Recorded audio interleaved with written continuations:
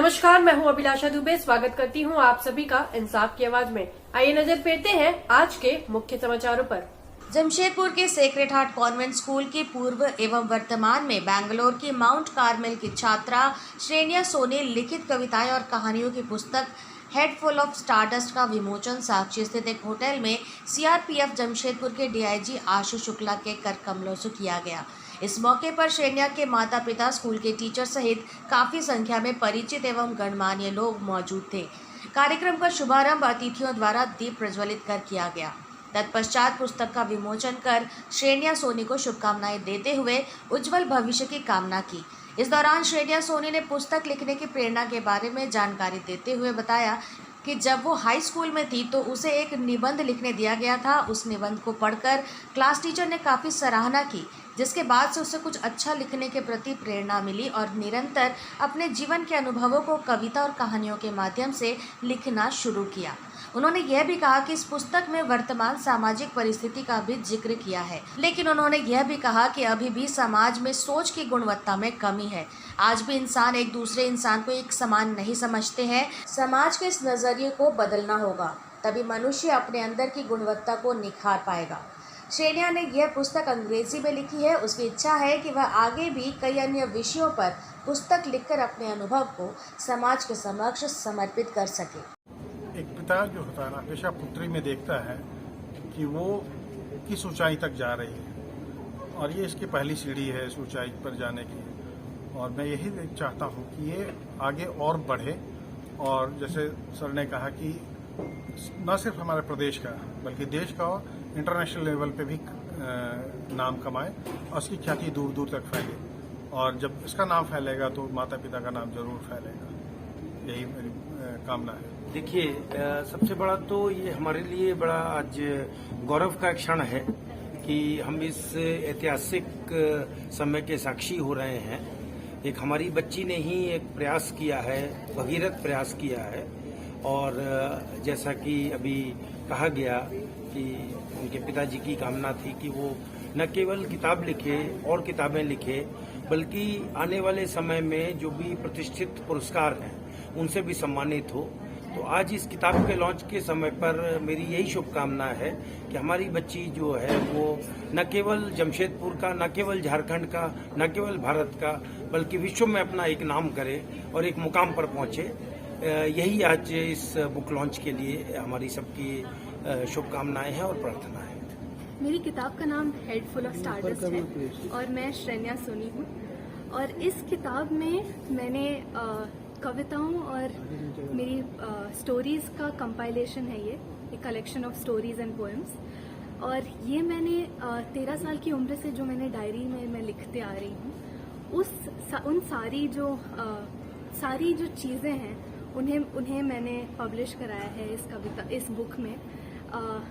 तो इस जो सारी कविताएं हैं वो मेरे अपने एक्सपीरियंसेस से जो मैंने लिखे हैं फ्रॉम द एज ऑफ 13। सो वो इस बुक में आप देख सकते हैं कि कैसे मैं बड़ी हो रही हूँ। जो अलग अलग मेरी एक्सपीरियंसेस थे in school, in my house, और जिन लोगों से मैं मिली और जहाँ मैं गई, all the places that I have visited and all the people that I have met, how they have inspired me.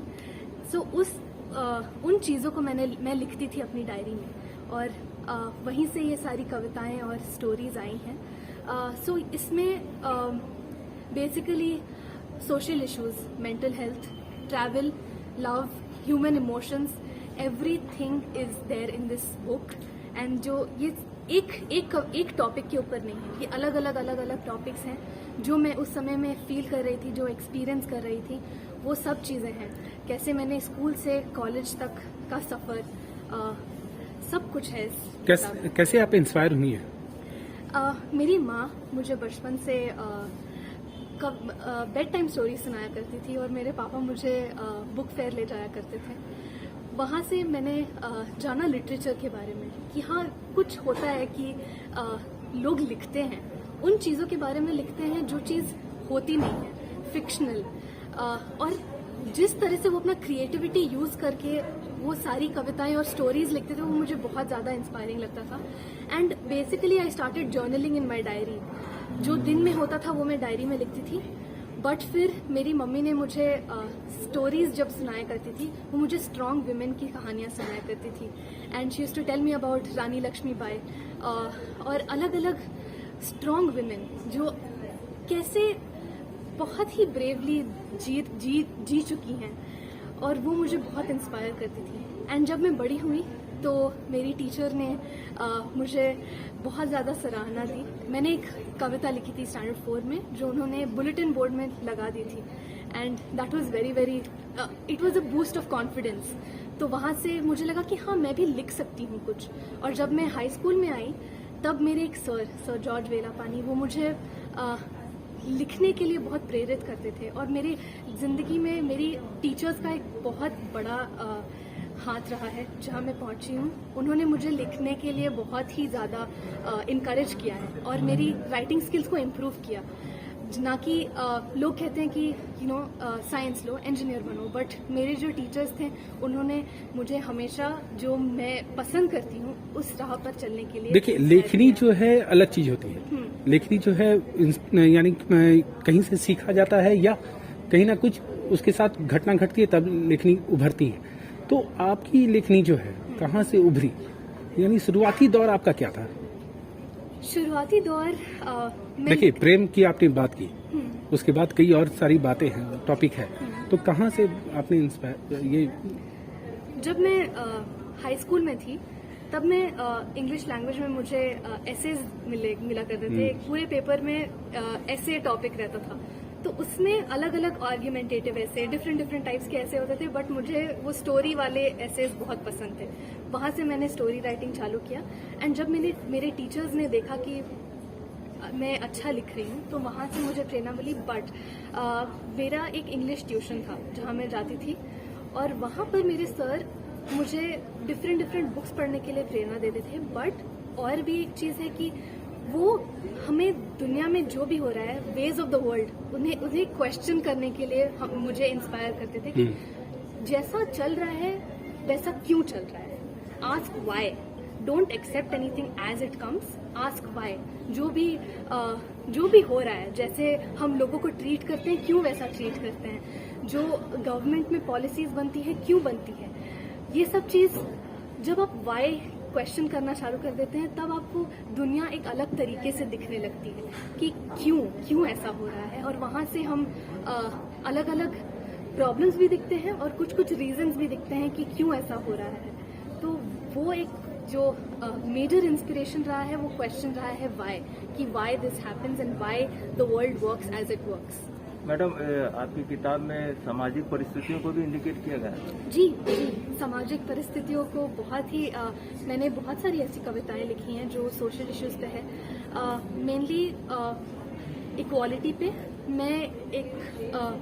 मैं इक्वालिटी को बहुत ही ज़्यादा स्ट्रेस करती हूँ, बिकॉज हम आए दिन देखते हैं कि हमारे समाज में इक्वालिटी है नहीं, बिल्कुल भी नहीं है. जितना भी लोग बोल लें कि हाँ इक्वालिटी है, be it gender, be it caste issues, there are so many places जहाँ पर हम लोगों के साथ भेदभाव करते हैं.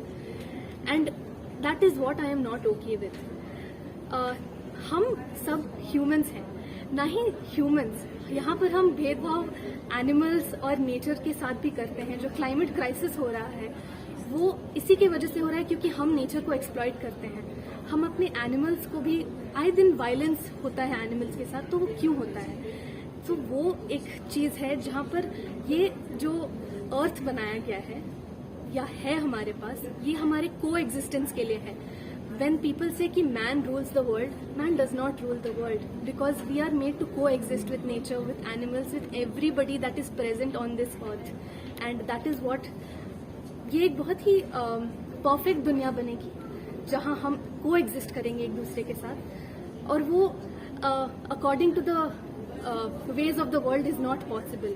बट हम एक करके स्टेप्स ले करके वहाँ तक अगर हम उसके थोड़े से भी करीब पहुँच जाए तो हमारी दुनिया बेटर हो सकती है. मैडम, अपने माता पिता के बारे में जानकारी दीजिए. क्या? मेरी माँ का नाम निशी सोनी है एंड मेरे पापा का नाम अशोक सोनी है. और ये दोनों मुझे बचपन से ही हमेशा से उन्होंने कहा कि इंडिपेंडेंट बनो and I have no idea कि व्हाट इंडिपेंडेंस इज।